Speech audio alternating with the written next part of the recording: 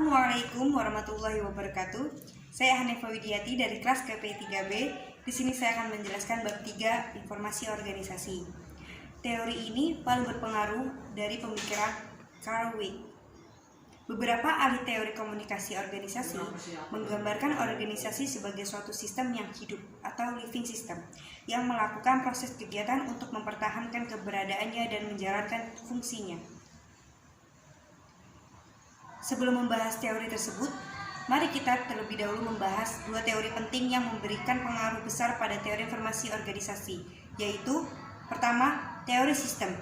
Weick menggunakan teori sistem atau general sistem teori untuk menjelaskan pengaruh informasi yang berasal dari luar organisasi ke dalam internal organisasi dan sebaliknya, untuk memahami bagaimana organisasi mempengaruhi lingkungan eksternalnya.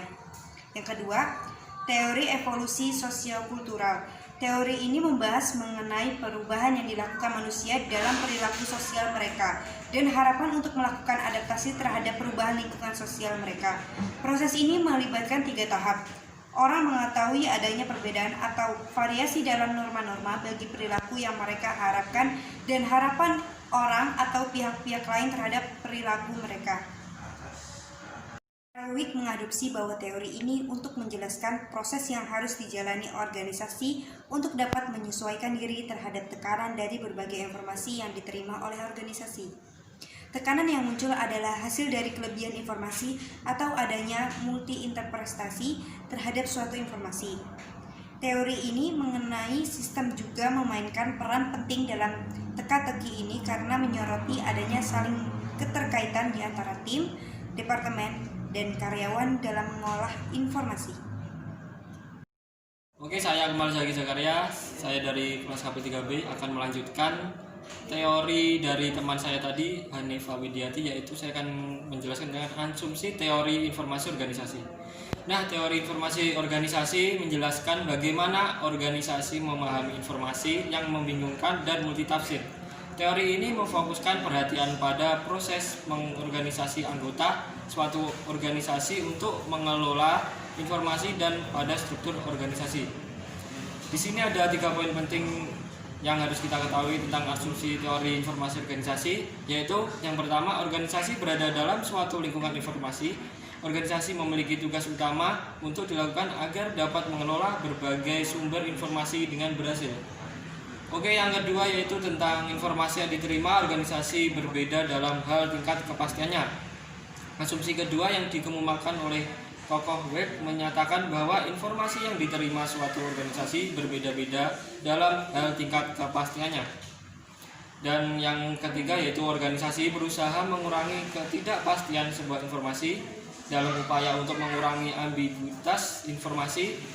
Maka asumsi Weick ketiga mengupakan bahwa organisasi terlibat dalam proses informasi untuk mengurangi ketidakpastian informasi.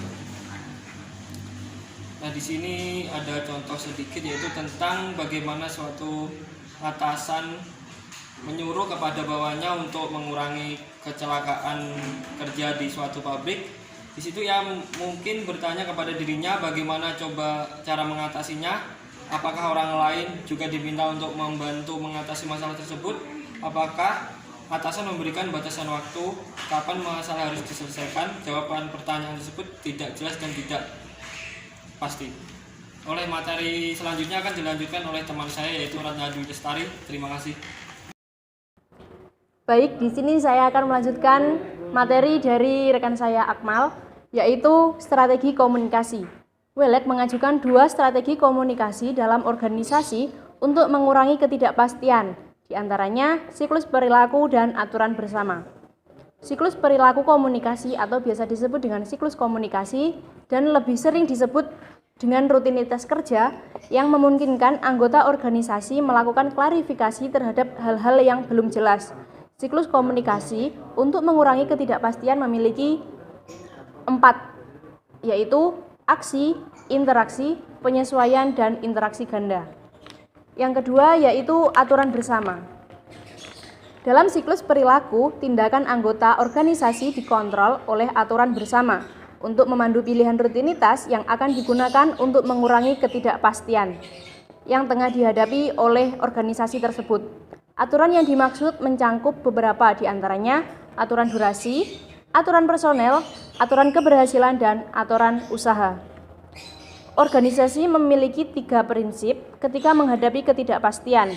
Yang pertama, organisasi harus menganalisis hubungan di antara ketidakpastian informasi.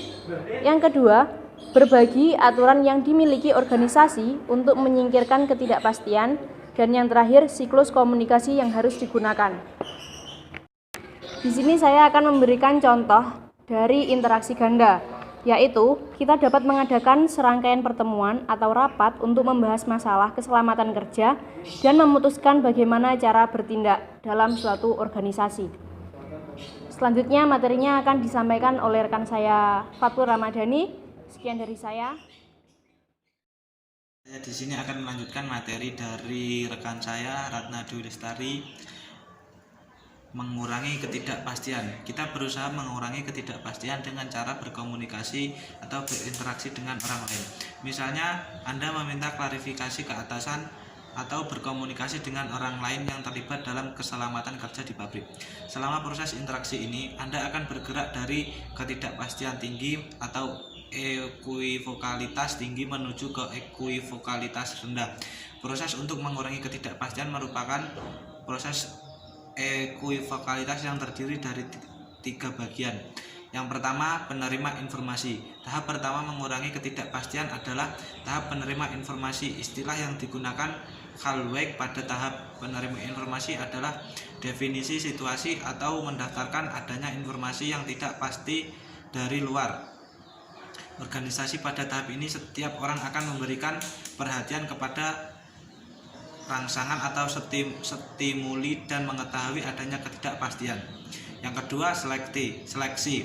Proses kedua adalah seleksi, yaitu proses anggota organisasi menerima sesuatu informasi yang dianggap relevan dengan persoalan dan menolak informasi lain yang dinilai tidak toleran. Seleksi berfungsi untuk menyempitkan atau mengeluruskan persoalan dengan cara menolak informasi yang tidak diinginkan. Yang ketiga, retensi. Bagian yang ketiga yaitu retensi adalah proses menyimpan beberapa informasi yang akan digunakan pada waktu yang akan mendatang. Retensi adalah informasi yang disimpan dan diingat oleh organisasi pada setiap individu yang menjadi anggotanya. Sekian dari kelompok 2. Ada kurang lebihnya mohon maaf. Assalamualaikum warahmatullahi wabarakatuh.